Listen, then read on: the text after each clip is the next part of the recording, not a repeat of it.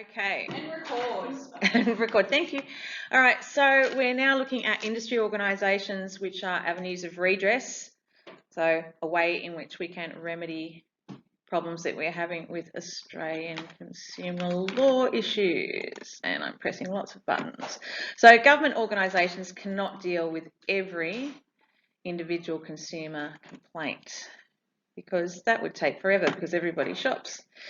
The ACCC and ASIC often deal with high-level federal court cases involving multi-billion-dollar companies.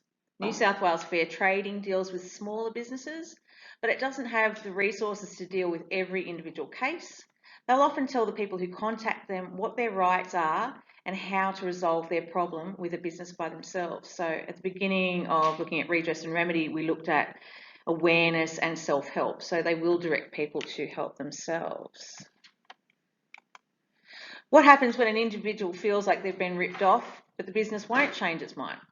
Well, there are hundreds of thousands of these issues a year, and the ACCC, ASIC and Fair Trading can't possibly deal with every case themselves. Plus, individuals usually don't have the resources to take their own fight to court. So this is where our industry organisations will start to come in. And industry organisations. The solution to this problem is for organisations to have individual industries that give consumers a way to resolve their disputes without having to take their case to court.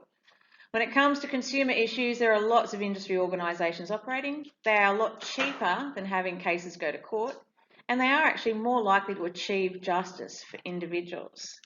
We have the Telecommunications Industry Ombudsman, the Energy and Water Ombudsman of New South Wales, the Financial Ombudsman Service, and the Fair Work Ombudsman, the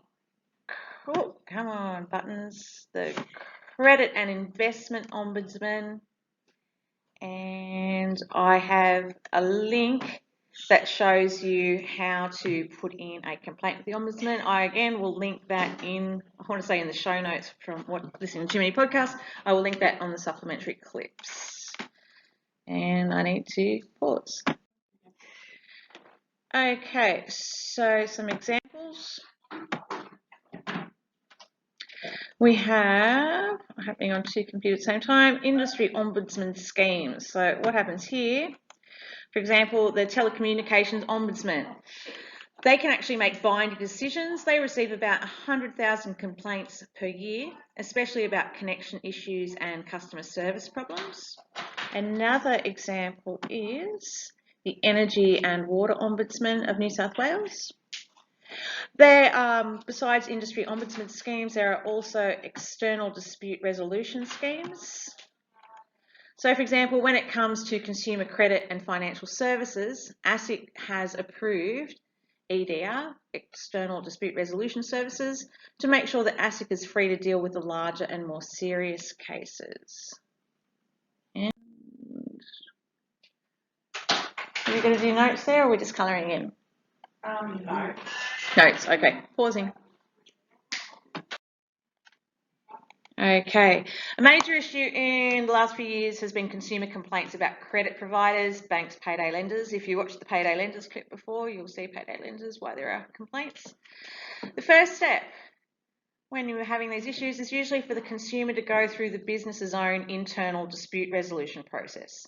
Then apply to an external dispute resolution service like the Credit and Investments Ombudsman or the Financial Ombudsman Services for consumer issues with banks and loans, etc. These services are free. How do they go? Success. So, moving my button over here. That's not what I wanted. Oh, okay, I did change that. Okay, success. So 61% of complaints to the Financial Ombudsman Services back in 2015-16 were resolved through negotiation and recommendations rather than a formal decision being made. These statistics are still relatively current for today. Around 61% are done successfully this way. In the case where a decision was made, a total of $1 million in compensation was awarded.